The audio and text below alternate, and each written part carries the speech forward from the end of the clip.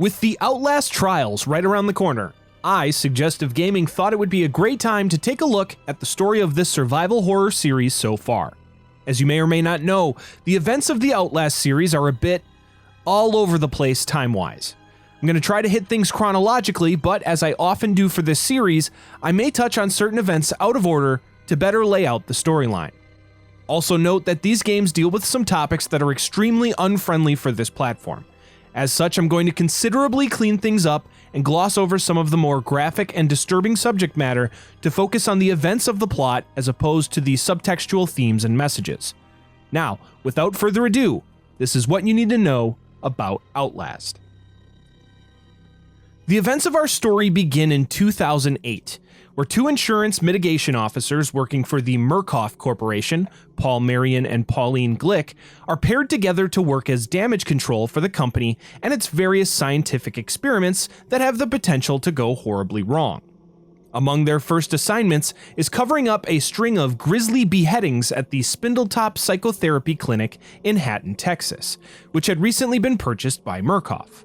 There, Marion and Glick discover the murders to be conducted by the clinic's security guard, Chris Walker. After covering up the incidents, the pair hand Walker over to Murkoff. Murkoff's executive vice president of global development, Jeremy Blair, then reopens the Mount Massive Asylum for the Criminally Insane in Lake County, Colorado, which had previously been used by the United States for various secret black projects. Chris Walker is then taken to Mount Massive and experimented on as part of Project Walrider. This project, based on work by Nazi researcher Dr. Rudolf Wernicke, aims to allow humans to communicate with the Walrider, a swarm of nanoscopic machines, through lucid dreaming. Murkoff then develops a process called the morphogenic engine to unlock this potential. Through these experiments, conducted deep below the asylum grounds, Chris Walker is transformed into a disfigured, monster-like creature, which become to be called variants by Murkoff employees. Around this same time, a woman named Tiffany Hope turns her son, Billy, over to Murkoff to be part of the morphogenic engine program, receiving a large sum of money in return. Soon, female employees at Mount Massive Asylum begin to experience psychosomatic pregnancies due to the experiments below the facility. This leads to Murkoff laying off all female workers and contractors at the asylum. In 2012, an employee at Mount Massive Asylum submits an anonymous complaint to the Human Resources Department about the lack of safety protocols at the facility, leading Marion and Glick to investigate in order to prevent any OSHA interferences or litigation. The pair meet with Mount Massive's head of business development, Dr. Richard Traeger, to try to get a lead on who submitted the complaint. Pauline tries to get more information out of Traeger by going to his home for a date, but the doctor instead tries to drug her drink, forcing her to turn the tables. She then learns that Traeger had impregnated a fellow Murkoff employee before threatening her job if she refused to terminate this pregnancy. This led to her submitting the complaint, hoping to have Traeger transferred or fired. Traeger then attacks the woman, stabbing her in the abdomen with a pair of scissors. In the wake of this attack, it's learned that the woman's pregnancy was also psychosomatic, and Traeger is sent below the asylum to be a test subject for the morphogenic engine program.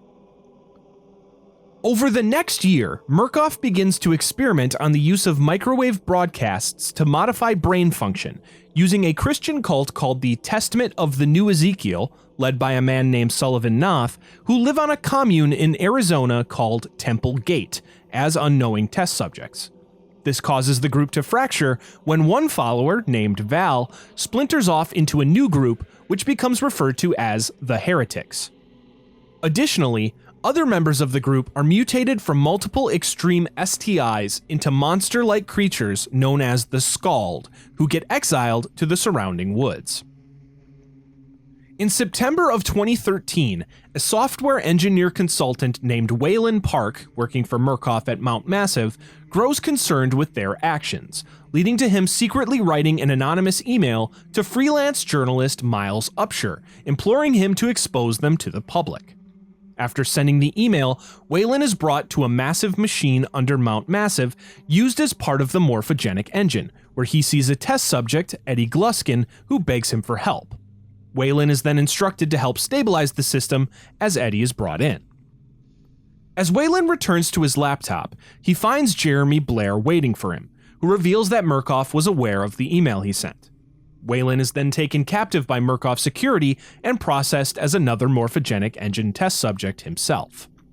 During his captivity, Billy Hope is put into the machine and becomes the first test subject to successfully control the Wall Rider, using it to slaughter the Murkoff staff and security. The Wall Rider also kills many of the patients at Mount Massive Asylum while leaving the rest to roam free. All the while, Billy's body remains asleep in a pod connected to the giant machine controlling the morphogenic engine. Miles Upshur then arrives at Mount Massive Asylum after receiving the email from the Whistleblower, whose identity he's unaware of. Armed with nothing but his night vision-equipped camcorder, Miles exits his Jeep, leaving it at the entrance gate, before sneaking into the asylum. Inside, Miles witnesses the result of Murkoff's experiments on the patients, leaving them physically and mentally deformed. Soon he comes face to face with the monster that was once Chris Walker, who throws Miles off of a balcony, knocking him unconscious. Meanwhile, the chaos in the facility allows Waylon to escape his restraints and find a camera of his own. Waylon then attempts to escape the underground lab, and on the way, he is forced to run from the attacking Wall Rider. When Miles regains consciousness, he's met by a patient believing himself to be a priest, named Father Martin Archambaud. Martin believes Miles to have a calling from God, and implores him to act carefully so as he can carry it out. After Martin leaves, Miles continues to explore the asylum. While trying to escape, Waylon overhears two guards talking about a shortwave radio, and he attempts to find it to call for help, noticing the exit doors are locked on his way. Miles then finds his way into the security office to unlock the front entrance doors. As he attempts to, however, Father Martin stops him, injecting him with a sedative to prevent him from leaving. As Miles slowly passes out, he witnesses a camera feed of armed tactical officers entering the lab, where they are swiftly killed by the Wall Rider. Meanwhile, Waylon continues his search for the radio, but his progress is soon hindered by a patient named Frank Manera, who gives chase wielding a circular saw. While Waylon is able to avoid him temporarily, the crazed patient captures Waylon and places him in a cremation furnace. Luckily, Waylon is able to destroy the brick wall at the back of the furnace, allowing him to narrowly escape before the furnace fully ignites. Elsewhere, Miles awakens from the sedative to find himself in a padded cell. After another patient unlocks the cell and allows him to escape into the surrounding cell block, Miles spots two inmates known as the Twins behind a locked gate, who express their desire to kill and eat him, despite Martin asking them not to. Meanwhile, Waylon finally locates the radio and makes a call to emergency services. Before he can speak, though, Jeremy Blair arrives and rips the transceiver from his hands before destroying the radio with a nightstick. He then attempts to choke Waylon with the stick, but before he can, he's forced to run as Chris Walker arrives. Waylon is then forced to escape from Walker, finding Father Martin writing a message in blood on the wall afterwards. Waylon then makes his way towards the administration block to find a way to escape. Sometime later, Miles escapes the prison block and finds the message Father Martin was writing on the wall, which leads him to an entrance to the sewer system. Afterwards, Miles is cornered by the Twins, but outsmarts them to escape. He soon comes across another familiar face, Chris Walker, who he runs from and soon evades. Waylon then comes across a patient named Dennis, who plans to turn him over to Eddie Gluskin, who he refers to as the Groom. Waylon runs from Dennis, but finds himself directly in the Groom's path. Gluskin, seemingly infatuated with Waylon, then relentlessly chases the man, eventually cornering and capturing him. Gluskin then takes Waylon to a giant table saw before knocking him out with some kind of gas. Later, Miles finds himself being chased by a group of patients. He then finds a dumbwaiter, which he climbs into to escape. But upon reaching its destination, he's surprised to find another patient, the former head of business development, Dr. Richard Traeger, waiting for him. Traeger straps Miles to a wheelchair and carts him off to a room with his tools. Traeger then takes a giant pair of shears and cuts off two of Miles' fingers before walking off. Miles then fights through his pain and struggles to get free of the wheelchair. When Waylon awakens, he finds himself strapped to the table saw, with the groom about to use it to mutilate him. Another patient then attacks the groom, giving Waylon an opening to escape. After a long chase, Waylon is able to defeat Eddie Gluskin in his gymnasium of hanging bodies, impaling the groom in one of his own metal spikes. Meanwhile, Miles deals with his own chase with Traeger. He is eventually able to reach an elevator to escape, but as it descends, Traeger attacks. Miles is able to push Traeger into the elevator's entrance and activate it, crushing and finally killing the demented doctor. Miles then finds Father Martin once again, who leads him into the asylum's chapel. There, Father Martin leaves Miles a key to a nearby elevator and is hung up upon a cross. The cross is then lit aflame, and Miles takes his leave to find the elevator. Miles takes the elevator down below the asylum and is surprised to find the lab. There, Chris Walker attacks him once again, but the Wall Rider arrives and finally kills the monstrous man. Afterwards, Miles finds the office of Dr. Vernica, who tells him about the Wall Rider project before tasking Miles with killing Billy Hope to stop it. Miles then finds Billy's body and the machine keeping it alive, which he turns off. As Billy dies, the Wall Rider attacks Miles before inhabiting his body and possessing him. Miles crawls his way to the lab's exit, where he is met by Vernica and a group of tactical officers. The officers then open fire on Miles, and he falls, but a shocked Vernica realizes that Miles has become the Wall Rider's new host. Afterwards, only the sounds of screams are heard as the Wall Rider kills its attackers. Meanwhile, Waylon is able to find his way to the asylum's entrance to finally escape his nightmare. There, he's met by Jeremy Blair once again, heavily wounded but with enough strength to attack him. Before Blair can kill Waylon, however, the Wall Rider arrives and decimates him, leaving a rattled Waylon to finally leave Mount Massive Asylum. As Waylon gets into the Jeep Miles left at the entrance gate, he spots Miles Upsher's body, now controlled by the Wall Rider, outside the asylum. He takes one final recording of it before speeding off to safety. Sometime later, Waylon meets with a former Murkoff employee named Simon Peacock, who now seeks to expose the company. Waylon and Peacock compile the video evidence from Mount Massive, and knowing the risks involved with going after Murkoff, Waylon uploads it to the internet before going into deep hiding with his family. After Waylon's video is made public, Murkoff immediately put Paul Marion and Pauline Glick on damage control. After Paul creates a narrative painting Waylon as a crazy conspiracy theorist to discredit him, the pair trace Miles Upsher's bank activity to Billy Hope's mother's location. There, they find that the Wall Rider had inhabited Billy's body and returned to his home. Pauline enacts an elaborate plan and lures the Wall Rider into a trap before destroying it. Paul then notices the swarm of mist-like nanites infect a colony of ants, leading him to believe that their plan to destroy the Wall Rider was unsuccessful. Paul and Pauline then go to Miles Upsher's home to investigate, finding it infested with the ants. They're forced to kill them with fire before running out of the house. Afterwards, Paul spots a man following them and chases him, learning that the man is none other than Simon Peacock. Peacock gives Paul a set of coordinates related to Murkoff before Pauline arrives. She then shoots at Peacock, revealing that his body is rotten like a corpse due to Murkoff's experiments on him while he was employed. Peacock then escapes, leaving Paul and Pauline to take care of Miles's house. Paul wants to investigate the coordinates received from Peacock, but Pauline dissuades him from doing so. Sometime later, Simon Peacock leaves Paul a note at his residence, again listing the coordinates and stating that Paul's daughter, undergoing treatment by Murkoff for a chronic blood disorder, is somehow connected to what lies there. Paul's curiosity soon gets the best of him, and he travels in secret to the destination of the coordinates, Temple Gate in Arizona. As he approaches, a bright light flashes from Murkoff's microwave relay, causing him to faint and vividly dream of the day his wife died. He's later awoken when a man escaping from Temple Gate with a pregnant woman steals his gun from him, forcing Paul to fight him off, eventually killing him in the scuffle. As the woman runs off, Paul passes out from injuries sustained in the fight, and he's later discovered by a passing family who take him to a nearby hospital.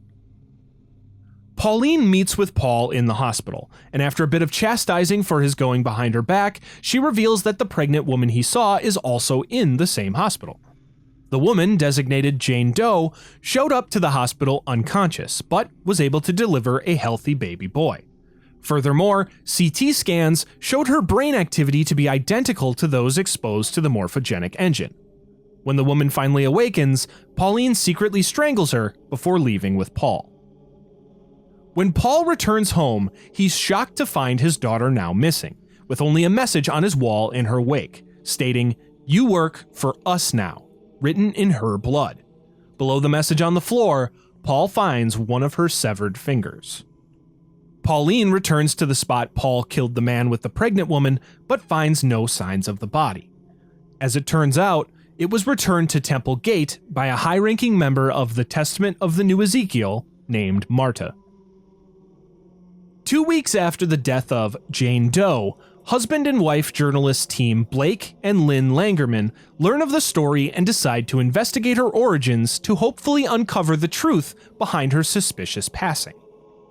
While traveling to Templegate, another flash of light occurs and the helicopter's engine malfunctions, causing the aircraft to crash land. The landing knocks Blake out, and he dreams of his past at the St. Sybil Catholic grade school, where he follows a priest before seeing his old, late friend, Jessica Gray. She is then enveloped by a rushing wave of blood, waking Blake up. Blake grabs his camera and searches for his two companions. He soon finds that Lynn is missing, but the helicopter's pilot met a far more gruesome fate, as he was murdered, mutilated, and strung up to a tree. Blake spots a nearby town and investigates it to find it mostly empty, littered with corpses, including those of children. Blake then comes across Marta, avoiding her as she mutters her teachings. Blake soon finds a church, where he hears Lynn being accosted by Sullivan Noth, who believes her to be carrying the Antichrist. Lynn escapes her captors, and Blake meets up with her. The pair then run away from the town, hearing Noth over a loudspeaker proclaiming that his followers must kill Lynn and the father of her child, Blake, before the Antichrist is born. This comes as a surprise to Blake, who asks Lynn if she's even pregnant, while she doesn't want to speak about the matter. The pair are then ambushed by a pair of cultists who attempt to capture them. Luckily, another group of heretics, led by Val, arrive and kill the cultist attackers. Val and the heretics then take Lynn, who is referred to as Mother, as they leave Blake behind. Blake attempts to follow Val, but he is soon stopped by another flash of light, sending him back to his dream of St. Sybil. After snapping out of it again, Blake is found by a man named Ethan. Ethan reveals that he was cast out from the cult after Noth impregnated his daughter, Anna J., and he refused to kill the child, which Noth claimed was the Antichrist. His daughter, as it turned out, was the Jane Doe Blake was trying to investigate. Blake then spares the man the grief and lies to Ethan, claiming that his daughter is still safe.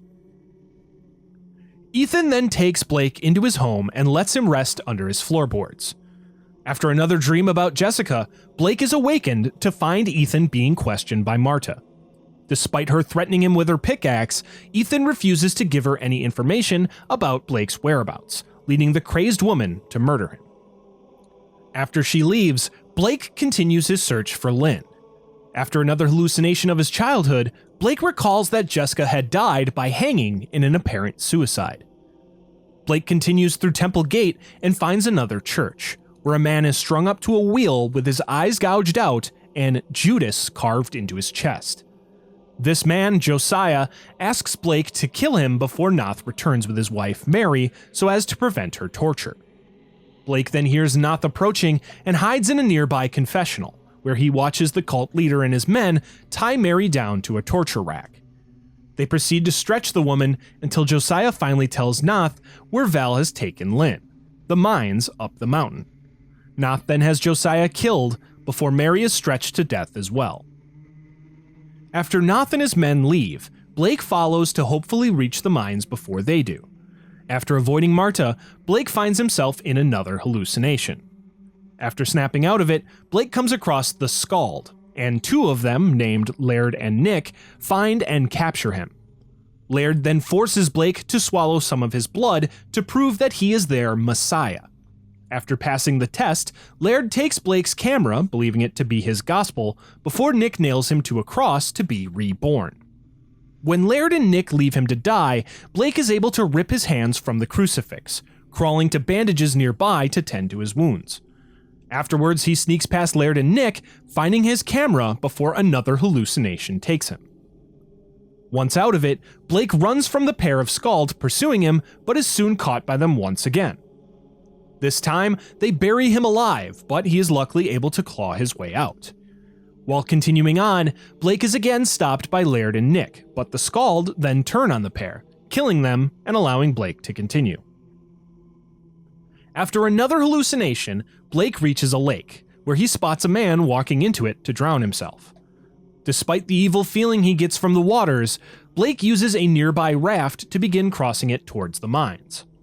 Blake's hesitation proves to be warranted as the white light begins to flash, killing all the fish in the lake. A massive wave then sweeps up the raft, knocking Blake into the water. After frantically swimming back to the raft, Blake is able to reach the entrance to the mines. After yet another hallucination of the school, Blake descends into the mines, where he is captured by Val. After a cave-in distracts Val, Blake is able to escape and evade the heretics momentarily before they ambush and drug him. Blake is then brought to Lynn, who is strung up and now very visibly pregnant. Val then pins Blake down before he is sent into another hallucination. In this one, Blake remembers Jessica pinning him down in the school's pantry in a similar but much more playful manner. The pair go to leave the school, but are stopped by the priest Blake had been seeing in his hallucinations, Father Loutermilch. Loutermilch scolds them for what he believes was a nefarious encounter between the two before sending Blake home. Jessica tries to plead with Blake to stay with her, but he listens to the priest and walks towards the exit of the school. On his way out, however, he hears Jessica scream and he turns around. Blake rushes back, finding Loutermilch chasing the frightened girl. After entering a stairwell, Blake is shocked to see Jessica lying dead on the stairs with Loutermilch above her, seemingly revealing the truth behind her death. Blake then snaps out of his hallucination to find the cultists attacking the heretics. Blake takes advantage of the distraction and rushes to Lynn. He finds her and helps carry her away from the mines, but their progress is halted by Marta. As she winds back to kill them with her pickaxe, however, a storm rolls in and the winds carry a metal cross from the church, which impales and instantly kills her. Blake and Lynn then continue as the storm gets worse and the sun turns a bright blood red. As the pair reach the church where Josiah and Mary were killed, Lynn goes into labor and is forced to lay on the torture rack to give birth. After Blake helps deliver their baby, who strangely doesn't cast a shadow, Lynn looks at him and merely says, "There's nothing there," before dying. Blake passes out with the baby in his hands, dreaming of his final moment with Jessica once again. When he awakens, he finds Noth before him, wielding a knife. Noth laments Blake allowing the baby to be born and claims that after her birth, God had been silent. He had tried to kill all of his followers to prove his faith, but Noth still hasn't heard any messages from God. Hoping to find his answers in the afterlife, Noth then turns the blade on himself, slitting his own throat and dying where he sits. Blake then leaves the church with the baby, walking towards the glowing red sun. As he continues walking, the sun grows, and a bright light envelops everything around him. He then hallucinates once again, reliving the memory of meeting with Jessica in the pantry. When he finds her, she's either a ghastly image of her dead self with the rope marks around her neck, or unharmed. Jessica then kneels down and leads a prayer, with Blake joining her, however he remembers her. It is then revealed that the final blast of light was caused by the Wall Rider, still inhabiting the ants, who destroyed Murkoff's microwave transmission tower. Afterwards, Pauline Glick arrives to clean up the Temple Gate situation, finding only one survivor, Blake, although he's left in a catatonic state. Elsewhere, Paul Marion is held captive by Peacock, who claims that the two have to find the Wall Rider. Peacock reveals that he was Murkoff's rough draft, and that the Templegate experiments were a way to test religion as an effective means to deliver the morphogenic engine process. As they found out, the test was a massive success. At some yet unknown point in the future, Paul Marion arrives at an FBI field office. Severely wounded and still bleeding, Marion is arrested by the agents there, before he's taken to a hospital where his wounds are treated. There, he admits to all of the crimes he helped commit for Murkoff, telling the FBI the entire story of how he got to where he is now. Elsewhere, Pauline Glick is interviewed by her employers at Murkoff, and she does the same. And this brings us to the final known events of the Outlast timeline. While this year's installment, the Outlast Trials, will take us back to Murkoff's experiments during the Cold War, hopefully one day we'll learn the fates of the characters we've met so far. Hey everybody, thanks for watching. Just a quick note that this series requires a lot of time, energy, and effort, and it's a lot of work for a single person to create with no team. As such, if you enjoy my content and would like to help support me like the beautiful people on screen now, I do have a Patreon or a channel membership option right on here where you can pledge just $5 to get early access as well as special credit on each video. Otherwise, just make sure you like this video and of course subscribe with notifications on to see my new videos as soon as they come out. Also, make sure you leave a response on my pinned comment letting me know what you'd like to see me cover next. I wasn't even going to cover Outlast, but the overwhelming amount of suggestions I've gotten for it over the past few weeks inspired me to get cracking and get this video out. So special thanks goes to all those folks too. You can also follow me on Twitter to catch updates and chat with me, or join on Discord to hang out with the entire SG community. Links to those are in the description, and I'll see you all in the next one. That's what YouTubers say.